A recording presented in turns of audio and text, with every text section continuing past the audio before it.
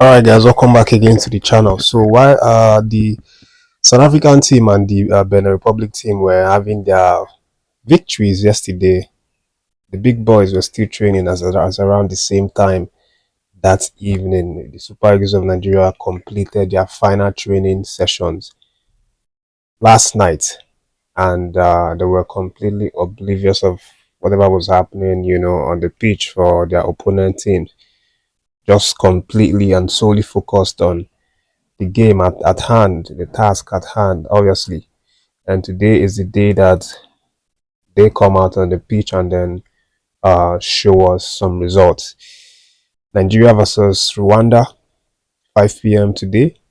Obviously, this is a match that everyone is expecting the Super Eagles to win to close up the gap just a little bit in the Group C table of the World Cup qualifying series. So there have been a lot of interesting talks, takes, um, team news, Shell come out to say a couple of things, a couple of questions being asked, about some players. Are you going to use some of these players? For example, Lukman, who we've not really seen for several months play any competitive game. A journalist was actually asking, what is it going to be for Lukman? Because we are kind of surprised that you even called up Lukman because there were a lot of talks, side talks then that it's probably not going to make the final list because of, the fact that he might not be match fit for these games. But Eric Shell said, look, I'm the coach of the national team, okay? I decide what to do. I decide who to call up. I decide who to how to play them if I call them up. I decide who gives me what I want in the team and who has a quality enough to actually represent. That is what Coach Eric Shell is saying right now, which obviously is, I mean, 100% right. He has the right to do all of this. And to be honest, if you're even being fair, I don't think if Coach Eric Shell could have, removed Ademola Lookman, I don't think it could have gone down well with Nigerians. Me, I would be very angry. It would be unforgivable, to be honest. Nobody would forgive that. Not seeing Lookman, at least on the final list. Yes, it's now, question to when is how many minutes is he going to manage for Lookman, is he going to start or come back later in the bench? That is still what the coach has to do. But the coach says we can expect anything. It depends on how, he feels he wants to approach the game. That's how that what depend on the minutes that Lookman is going to play. Could play 60, could play 10, could play 20. It could be on the bench. It depends on what the expectation and the intensity of the game demands, and of course the performances from the players. So that's part of what's happening right now. And of course, the Rwandan team, as you know, they are raising their shoulders high, raising, putting their chests out, as well, because they don't want to look down on themselves. They feel that they are also capable. They are one of the giants as well in the group. So they don't just want to come into this match and just sit around and watch us play the game and, score a bunch of goals and then they go home at the end of the day. They also want to come as big boys in the match. As a matter of fact, their captain even said that he doesn't want to hear the word underdog anymore because they are not. He feels that underdog period has been over so far. Like, the last time we played, because you recall they won us the last time that they came to Uyo, even though you can argue that that match was more or less like a gamble, at that period, you know. But the man is saying we are no more underdogs. We feel very big enough to go shoulder to shoulder with Nigeria and get the result. After all, we've done it here before. So that is part of what the Zambian captain has said. His name is Jamal Bizimana. Said that we are coming here to play good football and try to win the game. Because if you see on the table, we have a chance. If we win, we have a chance to qualify for the World Cup. So that's the little thing that he said, little but very powerful, which obviously he has a point. They still have a chance to qualify. Everyone has a chance at least from the first top four, maybe even up to five. Have a solid chance of qualifying. So, but let's at the end of the day, we'll see what happens when the game is being played. Of course, you have to do all the talkings, not just from the Rwandan side, the Super Eagles. After all of the talkings, you're still going to step onto the pitch and then deliver the talk in terms of putting in the action and getting the results. That's the most important thing. That's what counts the most. But again, there is a number of interesting aspect, especially to the lineups right now. It's really, really going to be interesting to see how Chelle will line up this evening with the Super Eagles setup. Of course, going to have to solve a couple of issues. You know, goalkeeping issue. I think that one is sorted out. Stanley Nwabali has been declared fit, so obviously, I think there's no doubt he's going to be the one.